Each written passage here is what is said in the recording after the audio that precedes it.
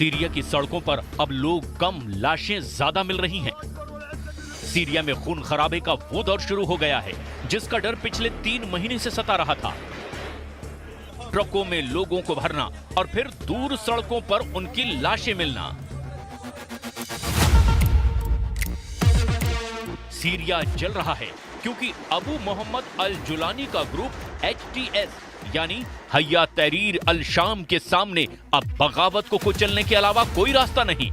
वो अपना चोला उतार कर अब अल कायदा के असली अवतार में आ गया है, लेकिन बगावत को लेकर उसका तनाव का मीटर तेजी से एक्टिव हो गया है। जुलानी को लताकिया के साथ दमिश्क में बगावत का खतरा है। लाशों को देखकर होम्स से लेकर हमा और अलेप्पो में भी जुलानी के खिलाफ बगावत हो सकती है। जुलानी इस वक्त बहुत ज्यादा तनाव में है। लताकिया से 25 किलोमीटर दक्षिण में जबले शहर का वीडियो देखिए। इस शॉपिंग सेंटर में एक लड़का ग्रेनेड फेंकता है। यही हाल अब बाकी सीरिया में होने का खतरा मंडराने लगा है। बगावत को रोकने के लिए जुलानी ने बड़ा ऑर्डर जारी कर दिया है। सीरिया में नरसंहार शुरू हो चुका है। जितना जुलानी हंस रहा है, सीरिया में उतनी लाशें गिर रही है। 24 घंटे के अंदर सीरिया में 1000 से ज्यादा लोगों को मौत के घाट उतार दिया गया है। इस वक्त सीरिया में टक्कर है बशर ब्रिगेड और जुलानी के जल्लादों के बीच, और इस टक्कर में सीरिया जल रहा है। सीरिया के लताकिया और टार्टस में बहुत ही खतरनाक गृह युद्ध तेज हो गया है। सड़कों पर लाशें पड़ी है। जुलानी की सेना ने बशर अल असद के समर्थकों को चुन चुन कर मारना शुरू कर दिया है। 24 घंटे के अंदर 1000 से ज्यादा लाशें बिछ गई है। मौतों का यह आंकड़ा 2011 में सीरिया गृह युद्ध के बाद सबसे ज्यादा है। 8 दिसंबर 2024 को बशर अल असद के तख्ता पलट के ठीक 3 महीने बाद सीरिया में 24 घंटे के अंदर ही 1000 लोगों को जान से मार डाला गया है। यानी 8 दिसंबर को तख्ता पलट और 8 मार्च को नरसंहार। मारे गए 1000 लोगों में 750 से ज्यादा अलावी समुदाय के हैं, जिससे सीरिया के पूर्व राष्ट्रपति बशर अल असद भी आते हैं। इसके अलावा ईसाई समुदाय के लोगों की हत्याएं हुई है और बाकी मिलिशिया से भी बदला लिया गया है।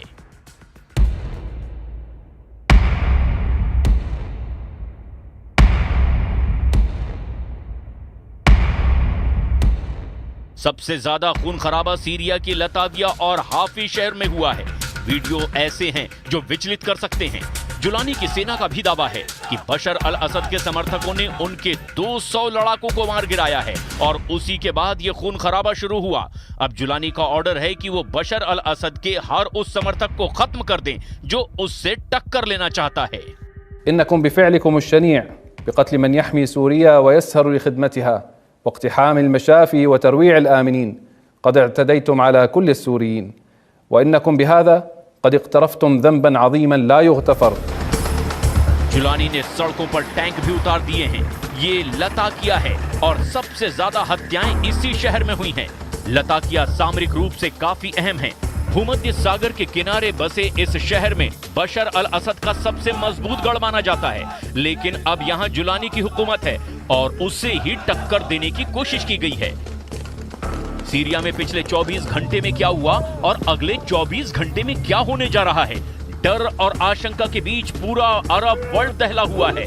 जो बगावत जुलानी ने की, अब वैसी ही बगावत के खतरे को देख करके जुलानी का खौफ बुलंदी पर पहुंच चुका है। जुलानी को डर है कि सीरिया पर उसके कब्जे को चुनौती देने वालों को अभी नहीं निपटाया गया तो फिर नरसंहार की बुनियाद पर खड़ी की गई उसकी सत्ता डोलने लगेगी। सवाल ऐसे में यह है कि क्या बशर ब्रिगेड और जुलानी के जल्लादों के बीच जो लड़ाई शुरू हुई है उसका कंट्रोल रूस में है?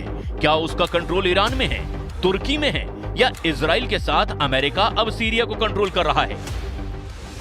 पश्चिमी सीरिया में समुद्र से लगे इलाकों और शहरों में अलावी मुसलमानों की आबादी ज्यादा है। यही बशर अल असद का सबसे मजबूत गढ़ भी माना जाता है। यहीं से जुलानी को सबसे बड़ी बगावत का खतरा भी है और उसका डर सही साबित हुआ। सीरिया में इस वक्त जुलानी का कंट्रोल है और वो बड़ा बदला लेना चाहता है। 24 घंटे में 1000 लोगों को मौत के घाट उतार दिया गया है, जिसे 2025 का सबसे बड़ा नरसंहार कहा जा रहा है।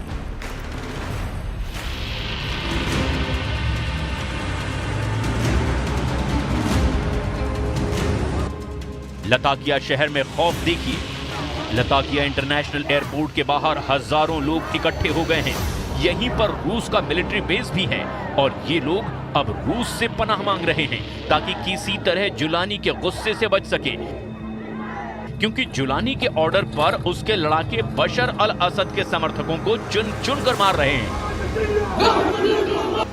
اینکه بخش‌هایی از جمعیت علوی، مسیحی، دروزی و سایر اقلیت‌ها مورد تعرض قرار گرفتند.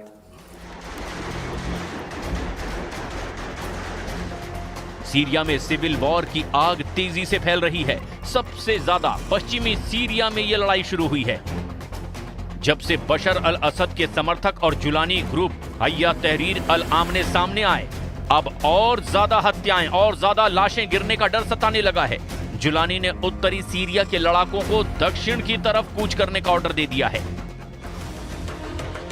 जिस देश पर जुलानी ने इस लड़ाका ब्रिगेड की मदद से कब्जा किया, अब वो इन्हीं के जरिए अपना कब्जा बनाए रखने की लड़ाई तेज कर रहा है। जुलानी के एक इशारे पर जान देने और जान लेने वाले ये लड़ाके HTS ग्रुप यानी हय्या तहरीर अल शाम ग्रुप के हैं, जो सीरिया में पहले अल-कायदा के नाम से जाना जाता था। जुलानी ने जब सीरिया पर कब्जा किया, उसके बाद HTS को पश्चिम और अरब देशों ने एक तरह से मान्यता भी दे दी, क्योंकि वो जुलानी के साथ रिश्ते मजबूत कर रहे हैं। जुलानी इन्हीं लड़ाकों या यूं कहें कि पूर्व अल-कायदा के आतंकियों की मदद से फिर से पूरे सीरिया पर अपने कंट्रोल को मजबूत करना चाहता है। इनके पास हथियारों के नाम पर ये छोटे ट्रक और SUV कार हैं और इसमें ऐसी गाड़ियां भी हैं जिन पर एंटी एयरक्राफ्ट गन भी लगी हैं। ये इदलिब है और यहाँ के रहने वाले कई HTS लड़ाके बशर अल असद के समर्थकों के हाथों मारे गए हैं। ये जुलानी का इलाका है और यहाँ बशर ब्रिगेड के खिलाफ गुस्सा बहुत ज्यादा है। यानी जिस गृह युद्ध से सीरिया पिछले 3 महीने से बचा हुआ था, वो अब सामने नजर आ रहा है। एक तरह से पश्चिम एशिया में नया वॉर जोन एक्टिव हो गया है। बशर अल असद और जुलानी के लड़ाके एक दूसरे के खिलाफ युद्ध शुरू कर चुके हैं। सीरिया इस वक्त वो वॉर जोन बना हुआ है जहां कई देशों की इंटेलिजेंस एजेंसियां और खुफिया लड़ाके एक्टिव हैं। ईरान से लेकर इजराइल और तुर्की से लेकर सऊदी अरब तक अब सीरिया को कंट्रोल करना चाहते हैं।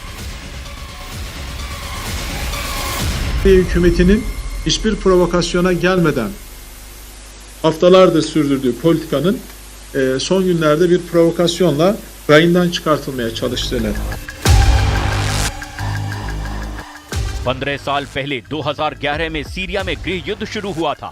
तभी बगदादी का आतंकी संगठन ISIS ने भी सीरिया पर कब्जा करना शुरू किया था। बगदादी के साथ जुलानी भी उसका कमांडर बना और फिर वो अल-कायदा में शामिल हो गया। 2016 में जब सीरिया का गृह युद्ध थमा, तब से जुलानी अपने संगठन HTS को मजबूत करने में लगा हुआ है। उसने अपने संगठन में अरब देशों से ही नहीं बल्कि तुर्की, चीन और मध्य एशिया से भी आतंकियों को शामिल किया। 2024 के अंत में उसे तुर्की, इजराइल और अमेरिका से भी मदद मिली और फिर उसने 8 दिसंबर को बशर अल असद का तख्ता पलट कर दिया। नेतन्याहू भी कह चुके हैं कि सीरिया में असद सरकार को हटाना इजराइल का मास्टर स्ट्रोक है। The historic events we witness today are a chain reaction to the pounding of Hamas, the decimation of Hezbollah, the targeting of Nasrallah, the blows we delivered to the Iran regime's axis of terror. And all this came, as President Trump pointed out this week, because of Israel and its fighting success. वैसे HTS सिर्फ एक नया नाम है। इससे पहले इस आतंकी गुट को नुसरा फ्रंट और जब्बात अल नुसरा के नाम से भी जाना जाता रहा है।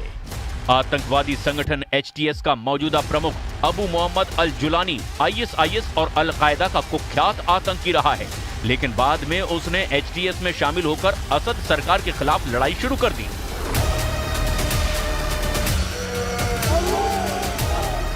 अगले 24 घंटे सीरिया के लिए बहुत ज्यादा अहम हैं। जुलानी जो फैसला लेगा उसका असर सीरिया पर ही नहीं, तुर्की और इजराइल के साथ ईरान के बड़े फैसलों पर भी पड़ेगा।